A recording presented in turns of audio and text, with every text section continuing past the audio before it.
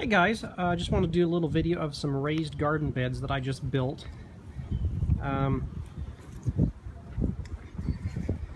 These are out of 2x12 Douglas Fir that I got the wood at Lowe's.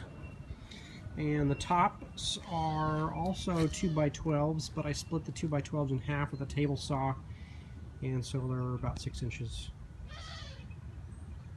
Saved myself a little money on the wood because I was able to split it. I think I actually didn't even have 2x6s in the Douglas Fir, so actually that's why I did this. Then I use the deck screws that are weather treated, that are the coated screws so they're not going to rust. And then I filled them, all 4 of them, with about 60 bags worth of the Sta Green garden soil that you can get at Lowe's. And it runs about $5.98 per bag, but there is, if you look on the tag, sometimes they'll put a unit price, and what that I believe means is if you buy a whole pallet worth, you get it at a discounted price. And these actually came out to $3.98 per bag instead of $5.98, so substantial savings. So I bought a whole pallet of dirt, which is 60 bags.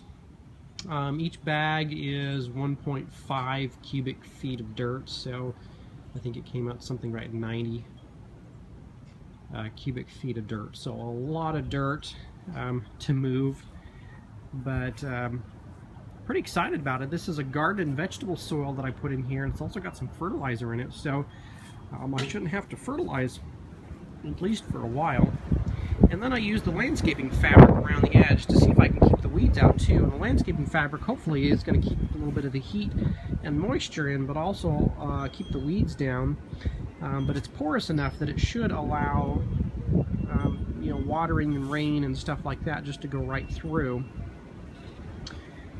And then I planted my plants, and what I did is I took an aluminum can that say had some beans in it and cut the top off, and then I just sharpened the edge.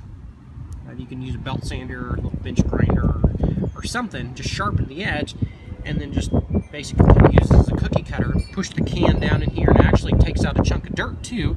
So all you do is just plop your flower right in there and pour a little bit of that extra dirt around there, and you're good to go. So hopefully this should work really well. I'm kind of excited about it. I've got a bunch of plants in here.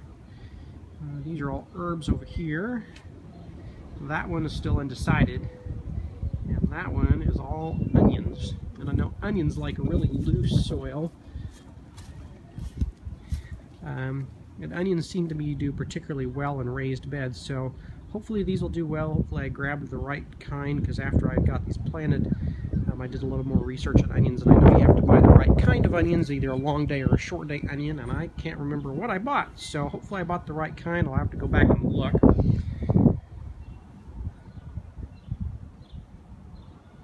But each one of these took about 12 bags of dirt, and they are 4 feet wide and 5 feet long. And they are treated, or excuse me, untreated Douglas Fir, so hopefully they should be real rot resistant. I heard Douglas Fir is pretty good wood to use over, say, just a white pine, and I didn't want to use pressure treated lumber just because I didn't want the chemicals, and also I don't like pressure treated lumber. It comes sopping wet from the chemicals, and it tends to warp really bad. It may be rot resistant, but the stuff just warps like terrible when that stuff dries out. So hopefully these will last a while, and once I get a garden really good and going, maybe I'll do another update video just to see how this works.